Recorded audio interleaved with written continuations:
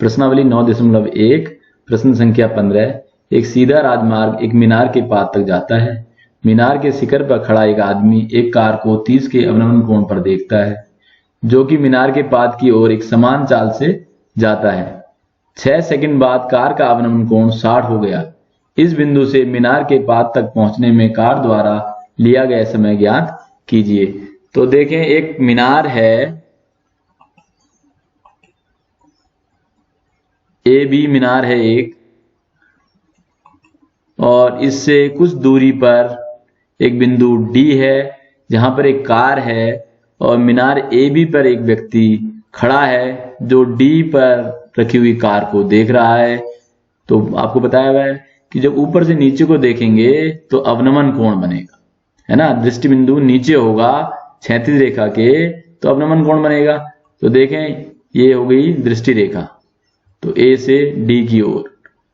तो धरातल के समांतर मैंने क्षैतिज रेखा खींच दी, तो क्षैतिज रेखा के नीचे की तरफ है दृष्टि बिंदु डी। तो इसलिए जो ये कोण है ये क्या होगा, अवनमन कोण। तो ये अवनमन कोण दिया हुआ है 30 अंश का। अब देखें, क्षैतिज रेखा धरातल के समांतर है, तो समांतर रेखाओं को तिरछी रेखा आके काटे तो अंत एकांतर कोण बराबर होते हैं। तो डी पर जो कोण बनेगा, अब डी से ऊपर को देखने पर उन्नयन कोण जो बनेगा वो इसके बराबर होगा। तो ये कोण हो जाएगा अब 30 अंश का। अब डी से जो कार है वो मीनार की ओर जा रही है। 6 सेकंड बाद वो पहुंची सी बिंदु पर, तो ए से सी पर देख रहे हैं।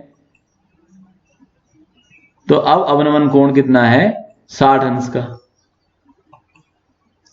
तो इसी के सापेक्ष अब ये जो कोण है सी, ये क्या हो जाएगा 60। उसी तरह से अंत एकांतर कोण, तो ये कोण सी 60 का हो गया। तो हमको दो त्रिभुज मिले, एक पहले ए बी सी त्रिभुज इसमें लेंगे, और एक ए बी डी, यानी कि दोनों समकोण त्रिभुजों में ही हम लेंगे, और इन दोनों की मदद से हम सी भी ज्ञात करेंगे कि सी से बी तक आने में कितना समय लगा। तो देखें उत्तर 15। टावर की ऊंचाई बराबर कितना है, ए बी।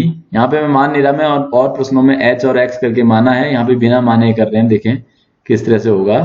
टावर की ऊंचाई बराबर ए बी। समकोण त्रिभुज ए बी सी में, तो आप जो कॉपी में करेंगे तो यहाँ बी को समकोण दिखा दें, बना दें यहाँ पे समकोण का चिन्ह, मैंने नहीं बनाया। अब हमको देखें ए बी और सी बी का अनुपात, तो ये कोण 60 के सापेक्ष ये क्या है, लंब, और सी बी क्या है, आधार। तो लंब और आधार का अनुपात जो होता है त्रिकोणमितीय अनुपात, वो 10 होता है। तो हम लेंगे 10 सी। तो 10 सी बराबर लंब यानी ए बी बटे सी बी। अब देखो हमको ए बी का मान भी नहीं पता, सी बी का नहीं पता, तो उनको ऐसे ही रखना पड़ेगा। 10 सी का मान पता है 60 अंश, तो हम 10 सी बराबर लिखेंगे A B upon C B. अब 60 का मान हमको पता है कितना है, √3, तो ये मान रख देंगे 60 बराबर यानी √3। तो √3 बराबर A B upon C B. अभी क्रॉस गुणा हो जाएगी √3 से, तो सी बी √3 बराबर ए बी, या इसको मैं ऐसे लिख सकता हूं सीधे करके, ए बी बराबर सी बी √3। तो हमको ए बी का मान कहीं पे आवश्यकता पड़ेगी तो रखेंगे, तो इसलिए हम इसको मान लेते हैं समीकरण 1। अब समकोण त्रिभुज पूरे में ले लेते हैं। समकोण पूरे में मतलब ए बी डी में, तो समकोण त्रिभुज ए बी डी में,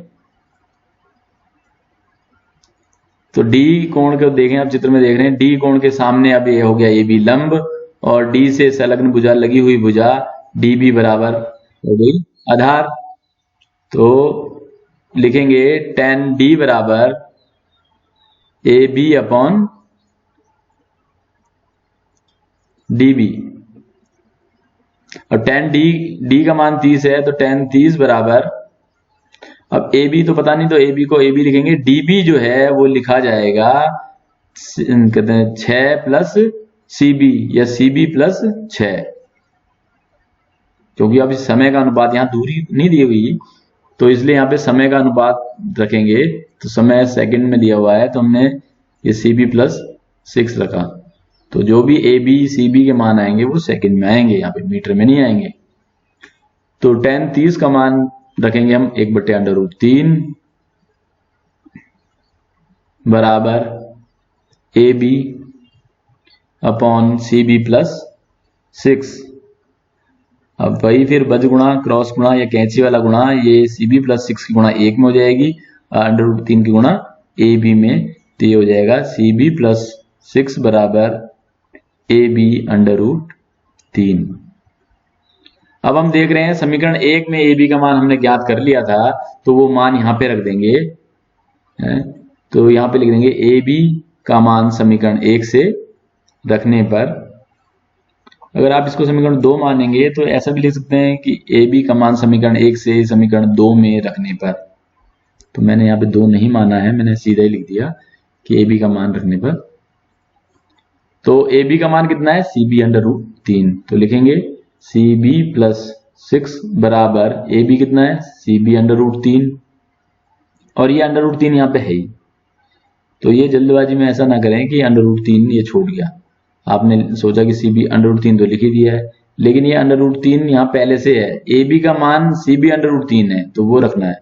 अब हमें पता है √3 की गुणा 3 हो जाएगी, √2 की गुणा 2 होती है, √5 की गुणा 5 होती है, तो ये हो जाएगा सी बी प्लस 6 बराबर 3 सी बी। अब इसको मैं एक तरफ ले आता हूं सी बी को, तो 6 बराबर 3 C B minus C B, ये पक्षांतर किया तो माइनस हो जाएगा, और ये 2 सी बी बराबर 6 हो जाएगा, और सी बी बराबर आ गया 6/2 यानी कि 3 सेकेंड। तो यानी कि यहां से यहां तक आने में, सी से बी तक आने में, मीनार के आधार तक, पाथ तक आने में कार को 3 सेकंड लगेंगे। तो ये कार द्वारा पाथ तक आने में कुल समय जो है वो 6 ये हो गया, और 3 आगे 9 सेकंड लगेंगे, तो 6 सेकंड तो पहले चल चुका है, तो कुल मिला के यहाँ पे 3 सेकंड लगेंगे। धन्यवाद।